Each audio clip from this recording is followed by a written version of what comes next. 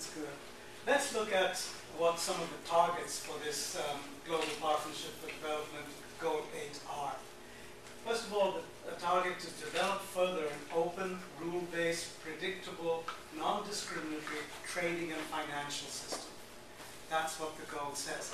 And they add a little to what Franz was saying, that what is wonderful about these Millennium Development Goals, and I sometimes don't call them that, I call them mission-driven goals. That's MDG as well.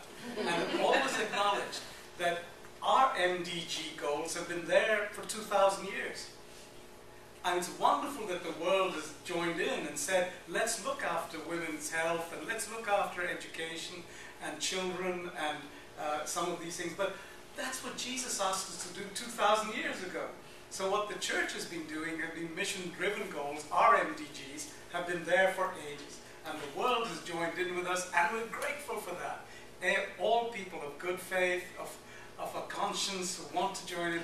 That is wonderful.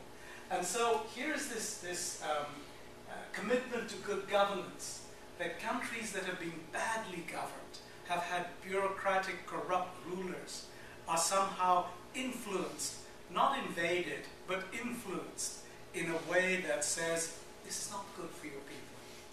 And we want to help you to have good governance, to help with development, with poverty reduction, both within the country and across international barriers. That's important.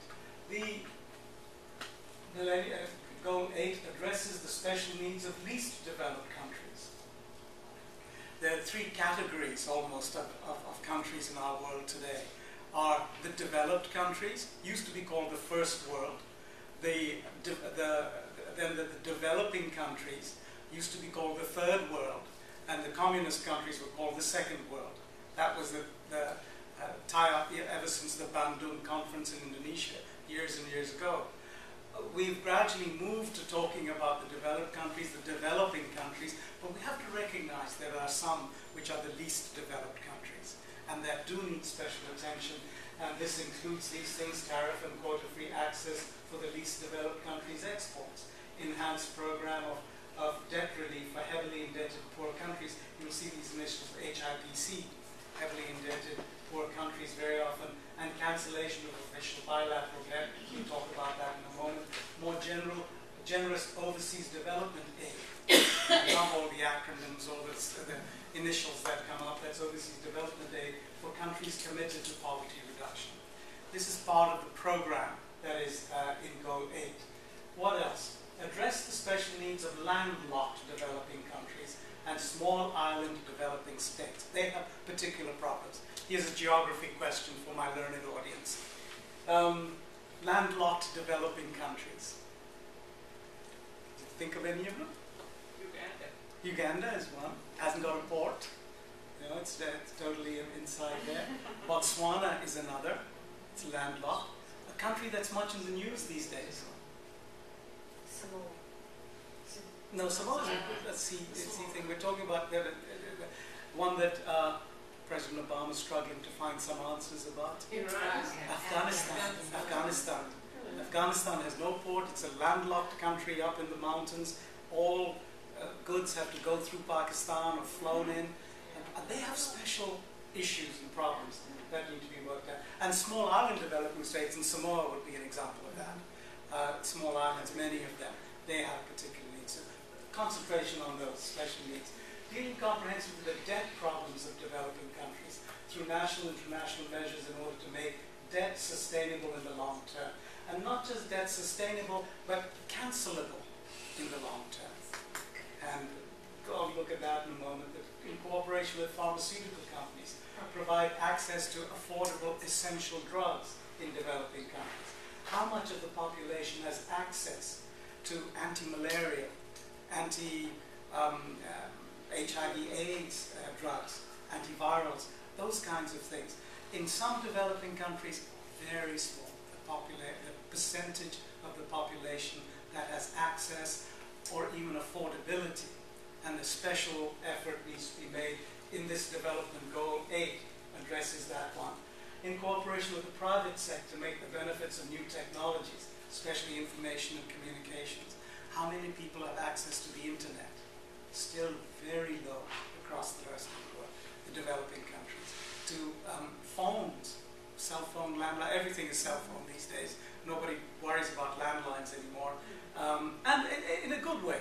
I mean, a lot of the farming, agricultural communities, the farmer can now call in on his cell phone and find what the market rate of the product is and see whether if it's a product he can hold back a day or two and sell it then rather than today will make a difference in price.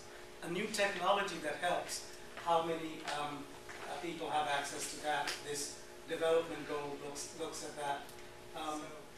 You have to recognize both sides of that. Poorest 49 countries make up 10% of the world's population, but account for only 0.4% of world trade. And again, and their share has halved since 1980. These are just facts to take in. We're not going to, as I say, have immediate and direct influence on it. But if we don't know this, where are we moving to? What are we doing? And this has to do with the development goal that we're talking about. Yet, here's what's hopeful in achieving the goals. Debt relief has helped millions of developing countries provide for their own people. That's been one of the great stories. Nigeria is using $750 million in debt savings from 2006 to train and recruit new teachers.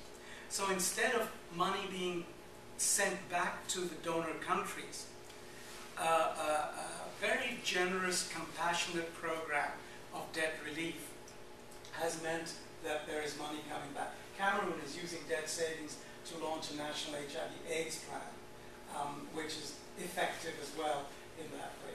Developing countries spent years repaying billions of dollars in loans, most of which have been accumulated under corrupt regimes during the Cold War, collected interest.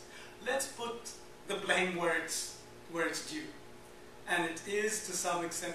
I look at my own country of Pakistan. We used to get $365 million a year from the United States. $1 million every day, that means. Most of it, during previous regimes, probably still happens, was salted away in Swiss bank accounts.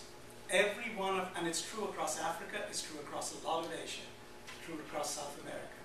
Lots of the, particularly dictators, rulers of the countries, put their money away in Swiss bank accounts. Our present president in Pakistan, it's sad to say, Asif Zardari, was being sued by international agencies because he has millions in Swiss bank accounts. And then, of course, his wife, Benazir Bhutto, died, and he took over as president, and suddenly all those lawsuits were dropped. So we have a perfect example in our own country. Now, where's the money? It's still overseas. He didn't return it to the country. He's now president of the country. But that kind of thing has what has brought about the debt situation in many ways. I would not want to be unfair and say that it's because the West has not done its part. I think a lot of developing countries, dictators, presidents who are not accountable to any people's representatives, have spent money indiscriminately. Idi Amin did it, Indonesia, Sukarno did it, you can name it right across. It happens all over the world, it's not just developing countries. But that's how the debt accumulated, and there wasn't something to show for it, is what's happened. But that is being changed. Beginning in 1996, wealthy countries took steps to cancel debts owed by the world's poorest countries. $100 billion worth of debt has been cancelled, 93 billion of which in sub-Saharan African countries, which are some of the poorest countries in the world. And this helps free up scarce resources for poor governments to invest in their people. There is a change happening in the world today when this is sinking in, that we cannot keep on the way we've been going on. Something has to change. And this is part of the change that it has, from both sides. The partnership that Father Gordon was talking about.